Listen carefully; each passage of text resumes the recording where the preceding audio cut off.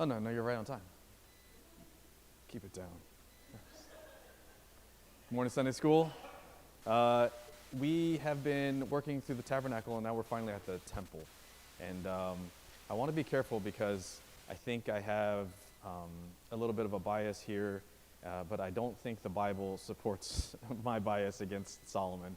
That I think the Bible presents him as a real human being, and he's got an amazing relationship with the Lord, and he falls. And I think we can read in 1 Kings of his kind of these bad decisions that he's making, and it leads to the split of Judah in Israel. And we can look at him and say, look at all that you had. You had wisdom, you had money, you had fame, and you blew it. That was kind of my reading of it when I read through Kings.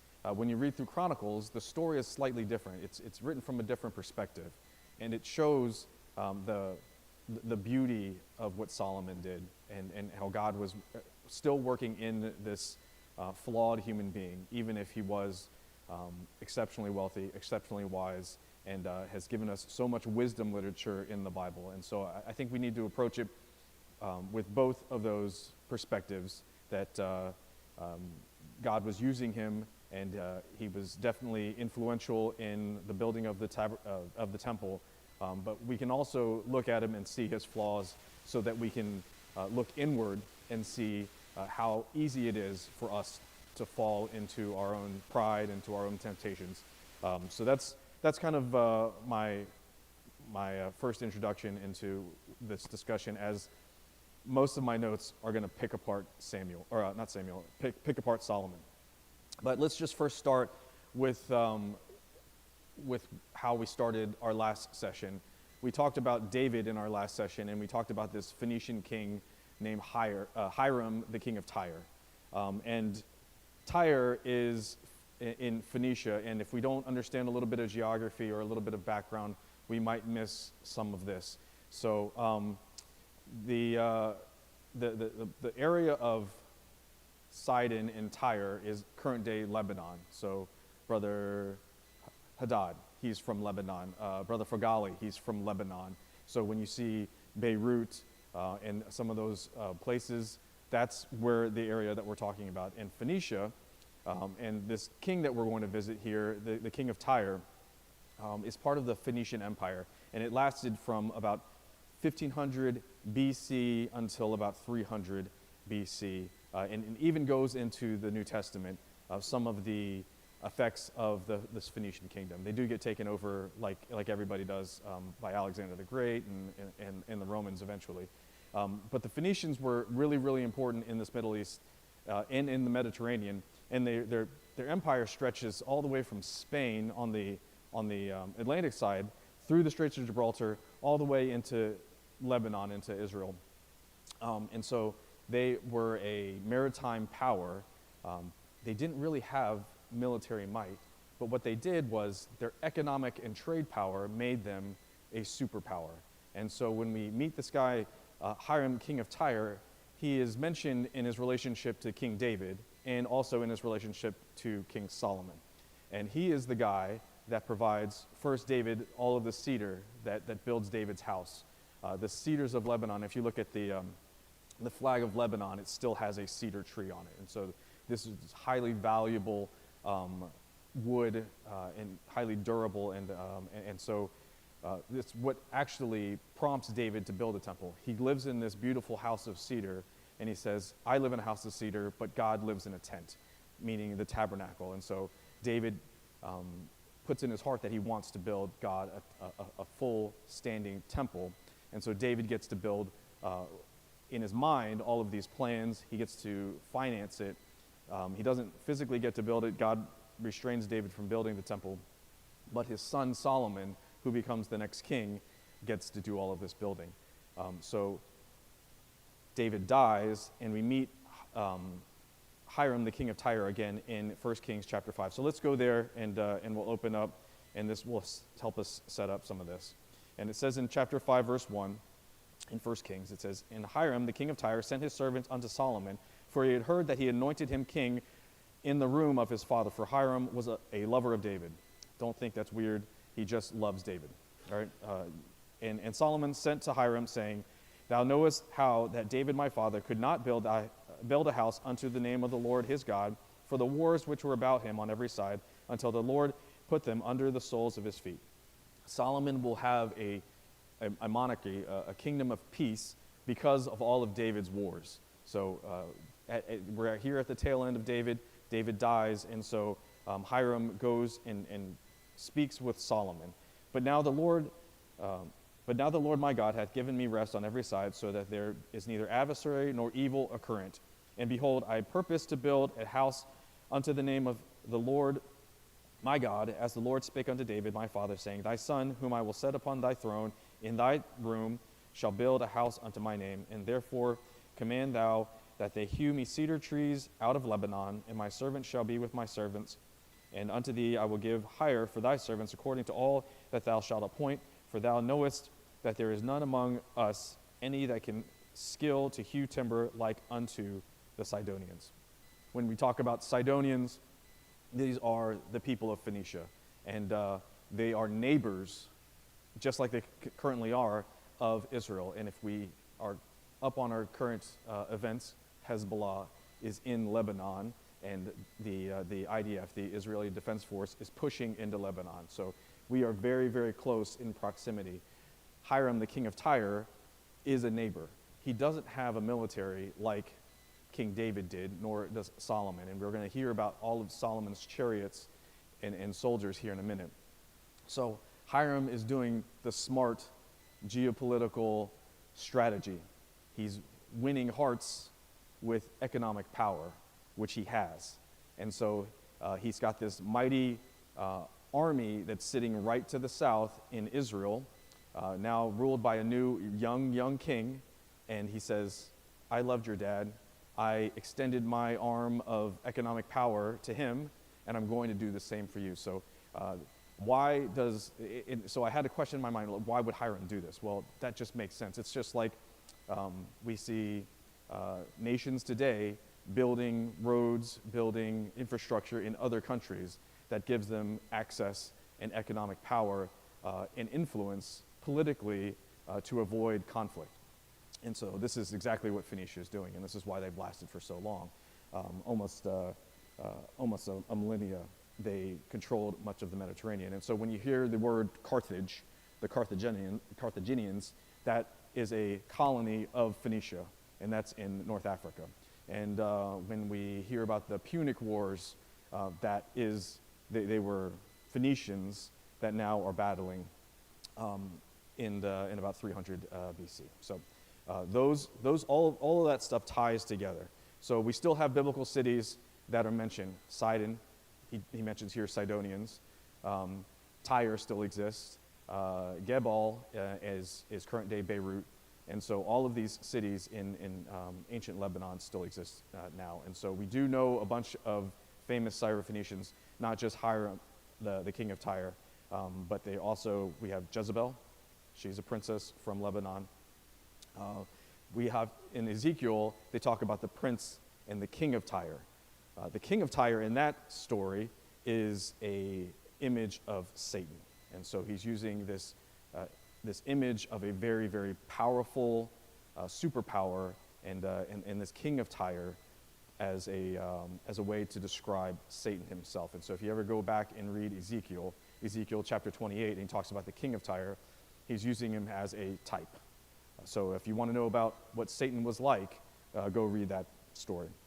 And then in the New Testament, Jesus is trying, he's not fleeing, but he gets away from some of the crowds there in Galilee. He goes into this area, into Lebanon, and meets the Syrophoenician lady and heals her demon-possessed daughter. And so the Syrophoenicians are a Canaanite people, and one of the sons of Canaan is Sidon. And so that's where we get it. So if you look in Genesis chapter 10 and looking for lineage, these are Canaanite people, these are Semitic people, but they're not Jewish. They are from the line of Canaan. All right? And so that just gives you a little more context of where we are in the globe what Hiram is trying to do, and then all of this stuff that he's going to give to King Solomon. So what does he provide? He provides cedar trees and fir trees, so much so that they don't even count how much it is. And so what they do is they chop it down in Lebanon, they put it in big rafts, they float it down in the ocean, they take it from Joppa, which is now Jaffa. They take it from Joppa, and they have to take all of these huge logs and timber that they've cut down, and they drag it up the hill almost 40 miles up into Jerusalem. Actually, I think like 25 miles. But still, it's uphill, and it's very, very challenging. They also do that, so they get the timber, and then they get the labor force from the king of Tyre. So in exchange for that, Solomon gives him 20,000 measures of wheat, 20,000 measures of barley, about 150 gallons of olive oil, and about 150 gallons of wine per year. And so the dry bushel, they give you these 20,000 measures of wheat or 20,000 measures of barley. So a dry bushel is a little bit bigger than like a Lowe's 5-gallon bucket. It's slightly bigger than that. So multiply that by 20,000. That's how much wheat and food that Solomon is giving per year, and it takes 7 years to build this temple. And so Solomon gives this food to Phoenicia because Israel has all of this agricultural power and Lebanon doesn't. And so in exchange for this timber, this is what Solomon gives him. At the completion of the temple, Solomon gives him 20 cities in Galilee. So he's exchanging the promised land to the king of Tyre, which is going to be problematic, which is nice that the king of Tyre doesn't like it.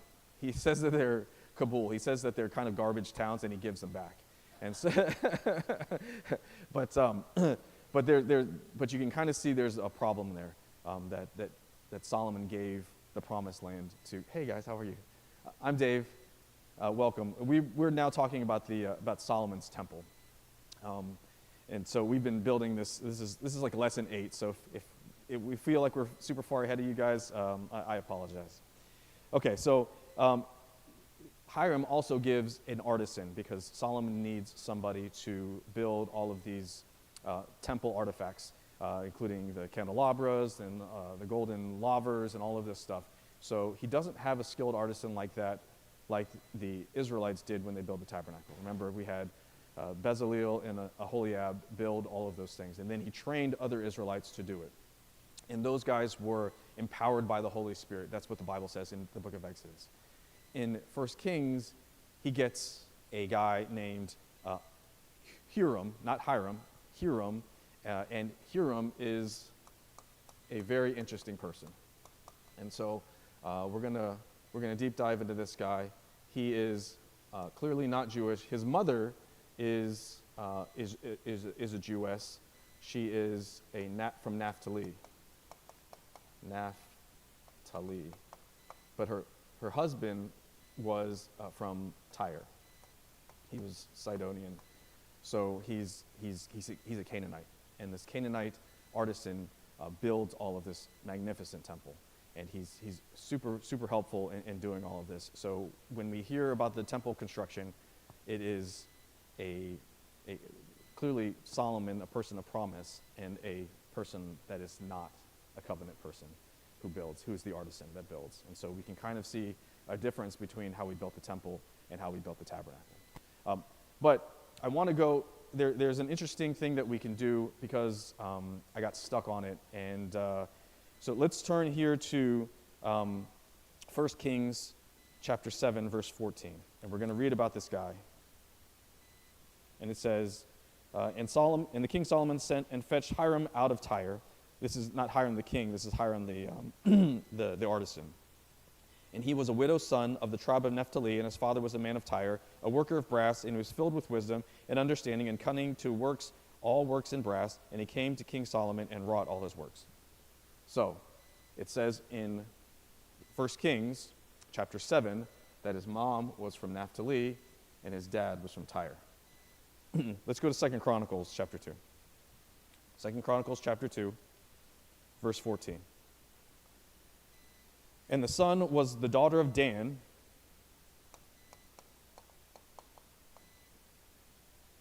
And his father was a man of Tyre, skillful to work in gold and in silver and in brass, in iron and stone, and in timber and in purple and in blue and in fine linen and in crimson, also to grave any manner of graving, and to find out every device which shall be put to him with thy cunning men and with thy cunning men of my lord David thy father. In 2 Chronicles, they're talking about the same guy. This is Hiram the artisan. And so there is commentary out there, really actual, seemingly good commentary that says that there is a discrepancy about what it's saying. So in Kings, it says that his mom is from Naphtali. And in 2 Chronicles, it says that she was a daughter of Dan, daughters of Dan. This is a tribe, and now this one says a daughter of Dan. So you'll see people that want to discredit the Bible and say, look, you see there's inconsistency in this, and this inconsistency shows you that there's error in the scripture. Let me help you here. Source. HDMI. Oh, sorry. This is my iPad here. Okay. So, the tribe of Dan is right here. So we have, this is the geographic area in which they were given, and this map represents what was allotted in the book of Joshua. So we see that Jerusalem is in Benjamin, Bethlehem is in the kingdom of, the area of Judah, and this area of Dan has Joppa in it, where we said that the timber was. And so you said, how could this lady be from the tribe of Dan if they initially said that she was from Naphtali? Well, let's look up here. All you have to do is look at a map and see that Naphtali is the northern tribe of Israel. Right here, Asher has this area of Lebanon, which is Tyre and Sidon. Sidon would be right here. The king of Tyre is in the next town over from Naphtali, which is why the people that were from the tribe of Naphtali would have access to marry somebody from Tyre, right? And so she is from the tribe of Naphtali, but she's from the city of Dan. She's a daughter of Dan from Naphtali. So if you read the Bible and you're looking for inconsistencies, if you're seeing that it says one thing in one part and another thing in another part, your first presupposition should be the Bible is correct. I just don't understand it. And preacher talks about this all the time. So why am I doing this kind of deep dive? I want to show you that there's going to be parts of 1 Kings and 2 Chronicles that don't seem to match up. They do match up if you just look at it correctly. If you look in the book of Judges, in the first chapter, the tribe of Dan goes up into Naphtali. They take this town called Laish, and they rename it Dan, which is why it's here. And if you look on you can Google it right now. If you look, it's called Tel Dan. It's still right here. It's here some 3,000 years from when they were in the city, and it's called Tel Dan. Tel means hill, the hill of Dan. This is where the tribe of Dan comes up into Naphtali's territory, secures this area, and renames it after their forefather. Okay? So when you see two different scriptures and it looks to be inconsistent, look, the Bible interprets itself. The Bible interprets itself.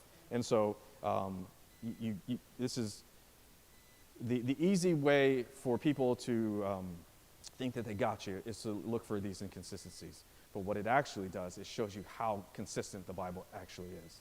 It shows you from Judges how this town came to be. It shows you that she's from Naphtali, but she's a daughter because she's from Dan. It's like my parents were from Vietnam in Laos, so I'm Asian of descent, but I grew up in Virginia. So I am a Virginian, but I'm also what I am ethnically. It's geography and genealogy. And so that's exactly what 2 Chronicles and 1 Kings are doing when they describe this artisan Hiram, okay? I know we kind of got off on a rabbit trail, but I thought that was going to be super useful when we start looking at things carefully. All right, back to my whiteboard, okay? Does anybody have any questions about that? I don't have any more time. There's another one that's really fun. Maybe I'll do that some other time. Or maybe we could just do that over coffee. About how many horses that Solomon has. If you have a question about that, I'll show you the scriptures about that. All right. Okay. So we talked about all of the wood that was floated down, and then we're going to talk about the levy, the tax that Solomon has to build this massive temple. The massive temple is built on the Temple Mount, which is called Mount Moriah, and he has to have the labor force to do it. He conscripts 30,000 Jews to do it. So they have to work for 7 years, 30,000 Jews. For the Jews, for them, they get 10,000 Jews at a time. They get 1 month on and 2 months off. So it's not slave labor, but it definitely isn't fun. And these guys are dragging stones, dragging logs, moving timber for 7 years. The people that they captured in the land, the Canaanites, those guys are slave labor. And I want to point this out because this is very different than the tabernacle. The tabernacle was free will labor out of the abundance of the Jewish people's heart. Here, he takes the captured people, and there's 70,000 additional laborers and 80,000 stonemasons. So the entire labor force has all of these people, and they have 3,300 supervisors. Over 180,000 people are working on building this temple for 7 years. This is a massive undertaking. And so I just want you to kind of think about the scope. When we talked about the book of Exodus, there was a third of that book of Exodus was talking about the building of the tabernacle, and they built it in a very short amount of time, and God was pleased. And God dwelled in this tabernacle for hundreds of years. And now they're building this temple, and all of this conscripted labor is going to make people a little upset with Solomon, and it's what is one of the things in which splits the kingdom. Also, they have to drag up all of these stones, and so he has these 80,000 stonemasons at the base of Jerusalem that have to take these huge stones out to build the Temple Mount. So it's not just the building, they have to build the foundation. And so some of this Temple Mount still exists, and they couldn't use hammers up on the Temple Mount. They had to cut it to perfect dimensions, and then bring it off-site, and then bring it and stack it back up on the Temple Mount, because there was no iron tools allowed, so they couldn't hear the clinging of iron up there on the Temple Mount. So there were some really specific requirements for doing this. And so you can see how hard this was probably going to be for everybody. So they had 15-foot by 15-foot blocks. They also had 12-foot blocks in the quarry. And Solomon's quarry still is part of people's archaeological digs. They're looking for Solomon's quarry. They have certain areas that they do know where Solomon took all of this stone from. But there's also other areas that they suspect that there are other quarries. So let's talk about this Holy of Holies. Let's talk about the temple. And we did 4 weeks of the tabernacle. We're just going to do it in just like 10 minutes for the temple. Because one, there's only a chapter or two in 1 Kings, and there's only a couple of chapters in 2 Chronicles. There's not a whole lot of detail, and you can read the detail. I'm just going to give you the parts that are hard. All right? So it is 90 feet long. It is 30 feet wide, and then it is 45 feet tall. And this is the temple. All right? I did this poorly. All right. So it is a massive structure. If you remember the tabernacle, it was much, much smaller. I think it was 15 feet by 15 feet by 15 feet. So this is this huge undertaking that they're taking. It's why they need cedar, and they're going to cover it in gold. And on the outside of this is storerooms. And the Bible talks about these 3 layers of storerooms, and they're tiered. So the bottom one is a little bigger, the second one is a little smaller, and the other one's a little smaller. And it's hard to imagine what that's for, except it tells you what it's for.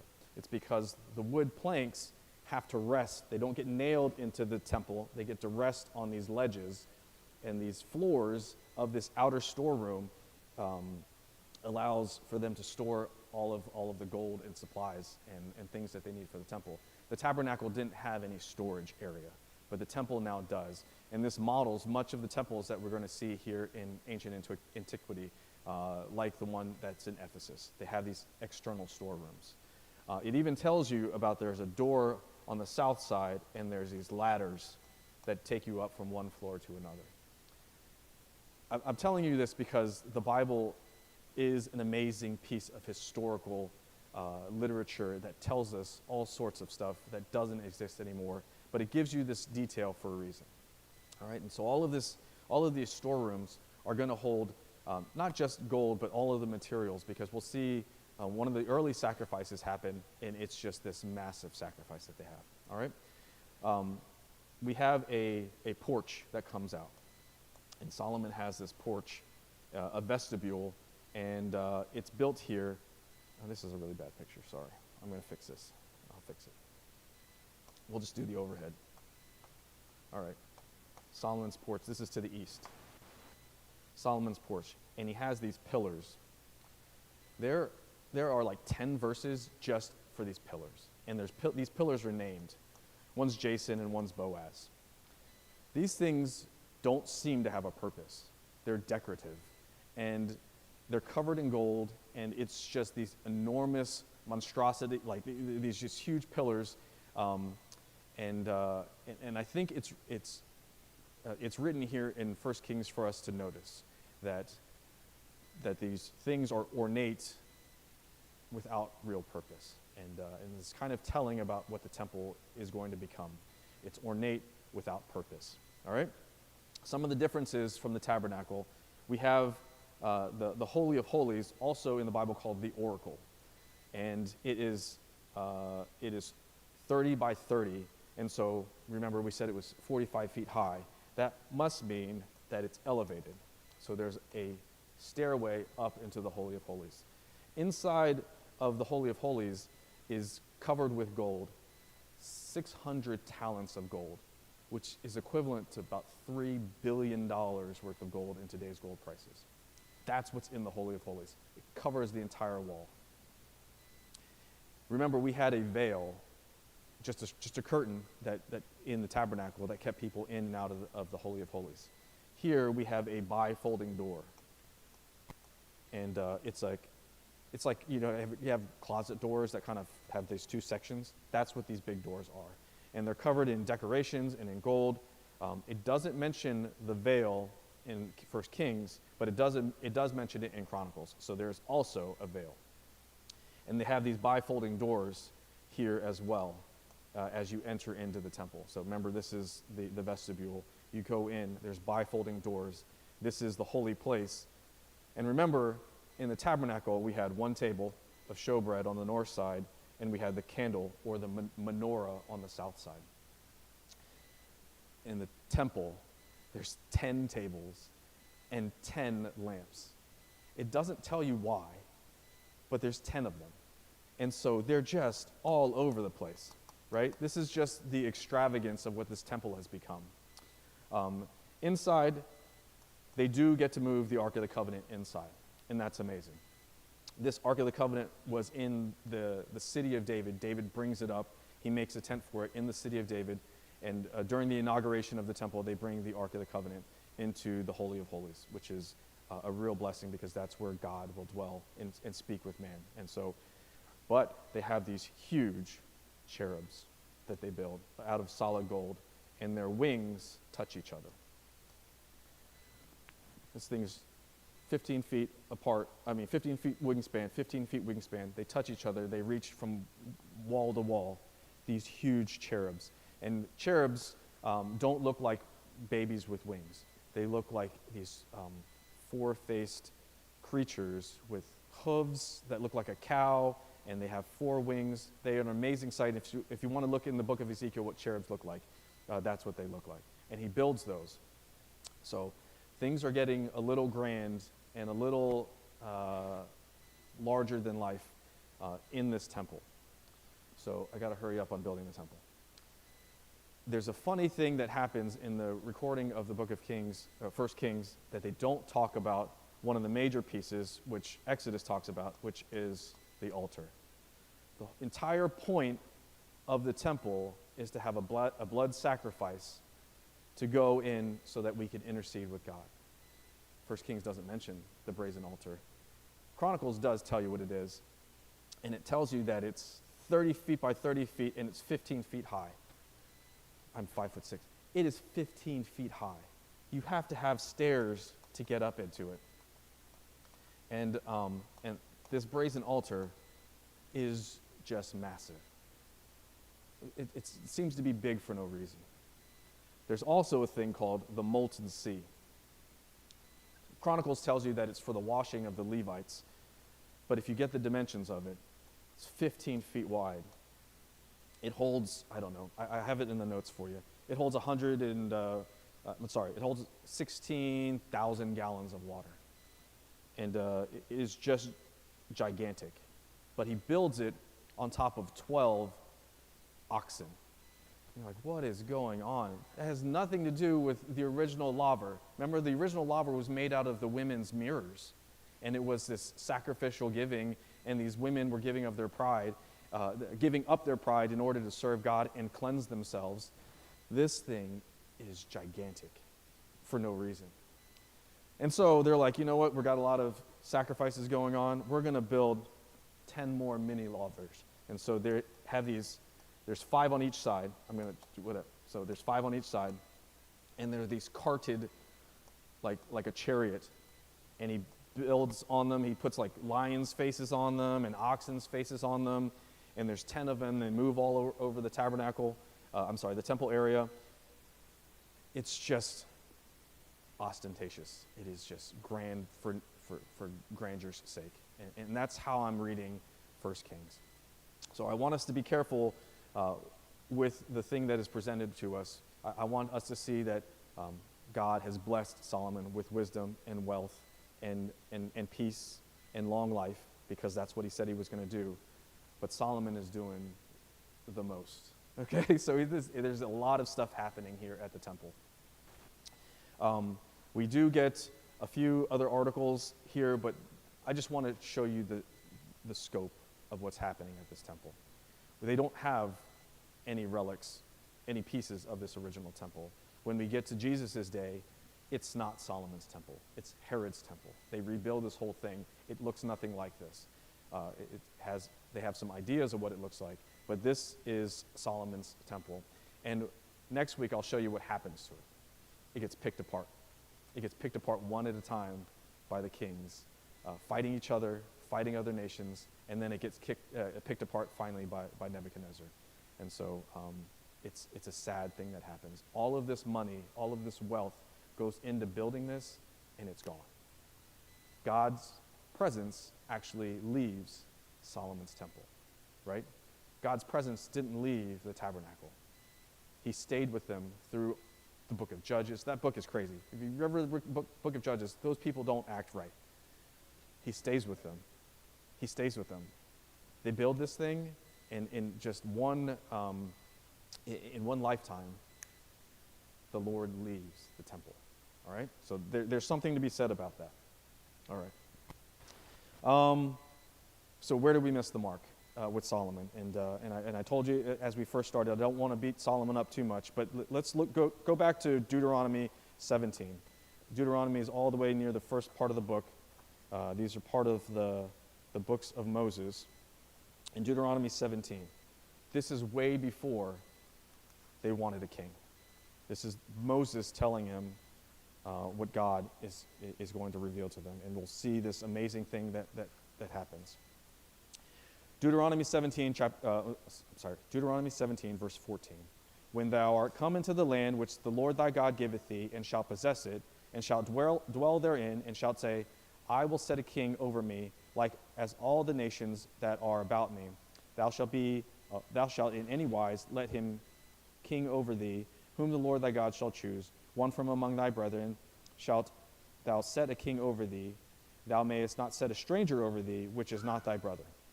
All right, so this is way before King Saul, King David, King Solomon. In the book of Deuteronomy, he's saying that you're going to want a king. And this is what he's going to say. And so there's going to be some conditions.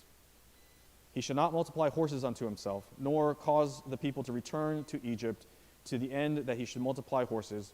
For as much as the Lord hath said unto you, ye shall henceforth return no more that way. Here's your first condition. You can't have a lot of war horses. And you can't go back to Egypt and go get them. And this is going to be the condition for the king that's written in Deuteronomy. This is not written in the book of Kings. This is written in Deuteronomy. The next condition. He says, neither shall he multiply wives to himself, that his heart turn not away, neither shall he greatly multiply himself silver and gold. Wives, can't have too many. Gold, you don't want too much of that either.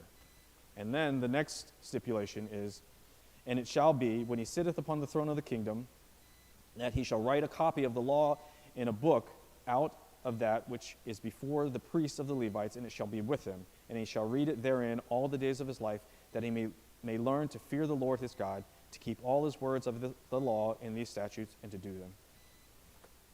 He's got to write a copy of the law and keep it with him all the time, and read it all the time so he learns to fear the Lord. Solomon is gifted wisdom by God because he asked for it. And it's one of the things that makes Solomon amazing.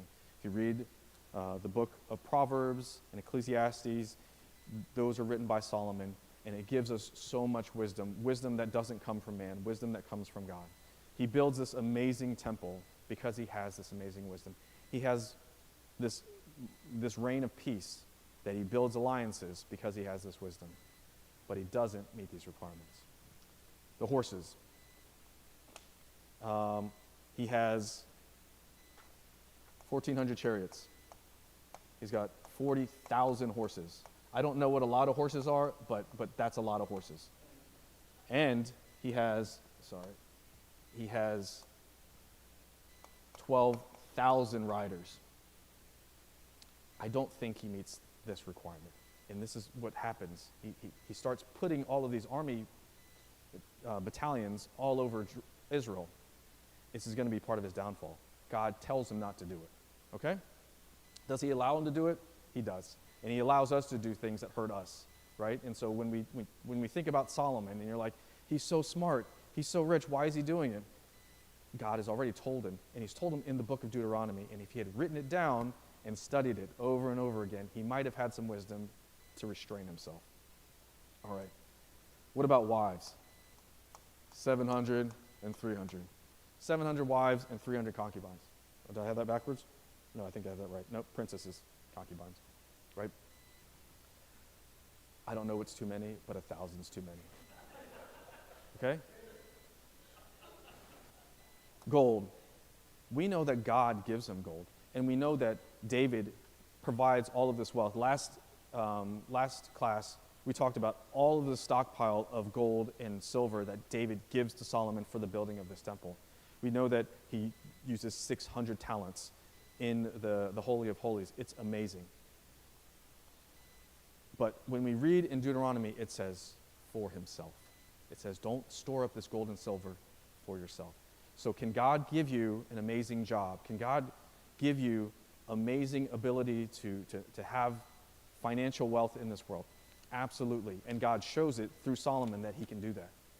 But it's for himself.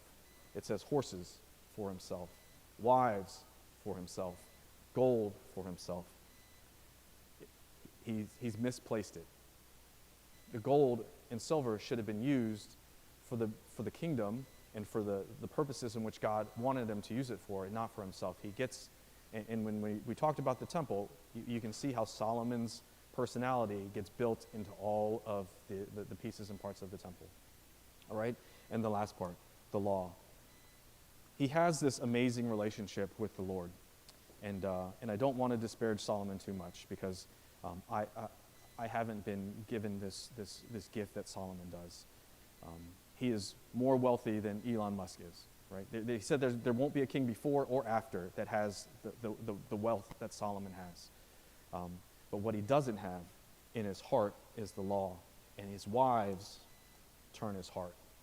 He builds this amazing temple and this thing for God, and then he builds altars for other gods on different hills for all his other wives. The same guy that does all of this amazing work has his heart turned because he doesn't fear the Lord, right? His heart turns, and so if there's a warning here, it's this: you have this, hide it in your heart, right? You don't even have to record it like Solomon would have. A king would have had to written it down by himself. You have this ability to have it on your phone, in print, in 1,000 different types of media on your iPad.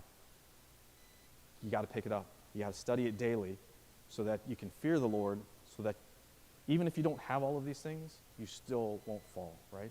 Like, even a guy like this fell. So this should be a great warning, but also a great blessing that you have this book. And so this is more valuable than all of this. All right? Amen. You are dismissed.